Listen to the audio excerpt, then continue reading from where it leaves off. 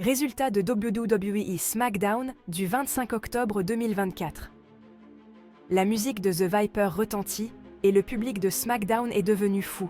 Les cris et les acclamations ont atteint un crescendo, une vague d'énergie pure.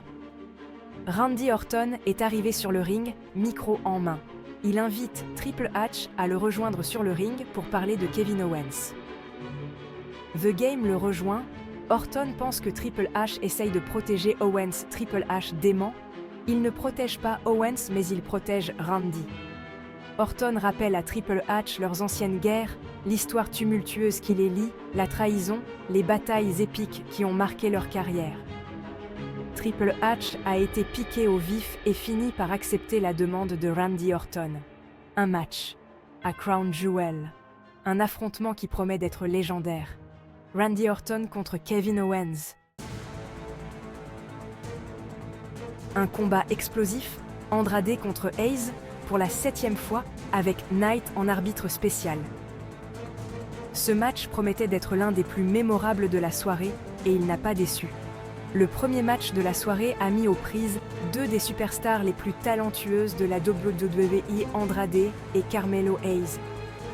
Les deux lutteurs sont connus pour leur agilité, leur force et leur détermination sans faille. Dès le premier gong, le combat a été intense et rapide. Les mouvements étaient fluides, chaque prise exécutée avec une précision chirurgicale. Les deux hommes ont échangé prises de finition et coups puissants.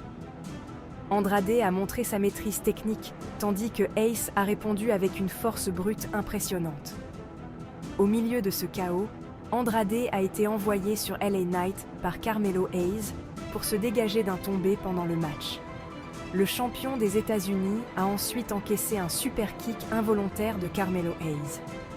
Knight, énervé, a ensuite porté son BFT sur les deux hommes et fait sonner la cloche pour clore le match. On retrouve Nick Aldis reprochant à Knight d'avoir ruiné le match.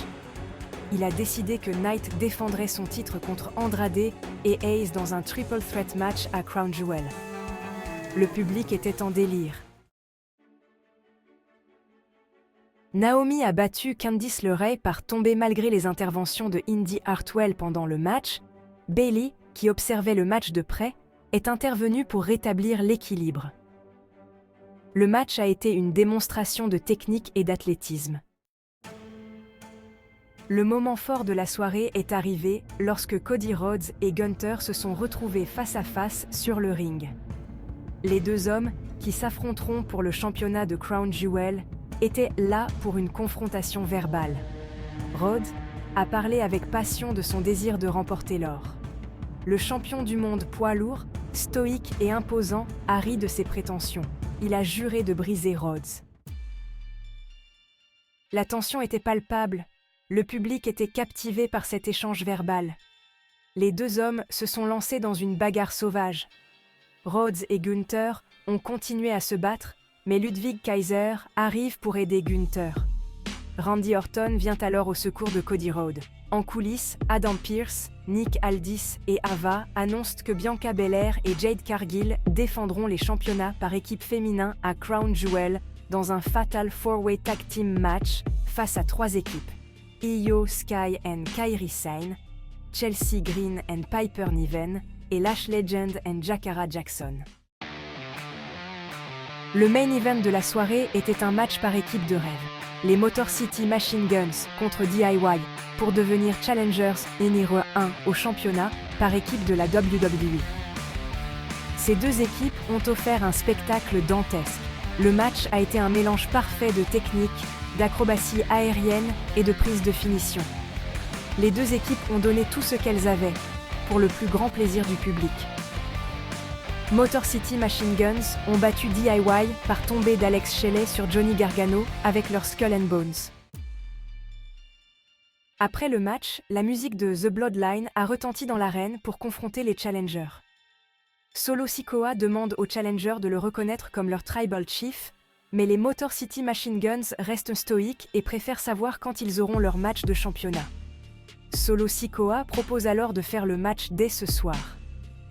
Nick Aldis arrive et il se laisse convaincre par l'idée. Nous avons donc un second main event. Motor City Machine Guns ont battu Tama Tonga et Tonga Loa par tombée de Chris Sabin sur Tama Tonga avec le Skull and Bones. Pendant le match, Jimmy Uso est intervenu, profitant du chaos technique de l'arbitre avant que Roman Reigns surgisse pour s'en prendre à Solo Sikoa et Jacob Fatu à l'extérieur du ring. Puis, c'est Jey Uso qui est arrivé à son tour pour attaquer Tama Tonga et Tonga Loa avec une chaise. Il a ensuite porté un spear à Tama Tonga dans le ring avant de réveiller l'arbitre et de laisser les challengers terminer le match. Le show s'est terminé par Jey et Jimmy Uso qui se sont pris dans les bras au centre du ring. Roman Reigns, quant à lui, est resté sur la rampe d'entrée regarder les deux frères se réconcilier. Conclusion. Une nuit inoubliable de rebondissements à SmackDown. SmackDown a offert aux fans une soirée inoubliable. Des confrontations explosives, des matchs de haut vol et des rebondissements choquants ont marqué cet épisode. Les fans attendent maintenant avec impatience Crown Jewel, où de nouvelles rivalités verront le jour et des titres seront mis en jeu.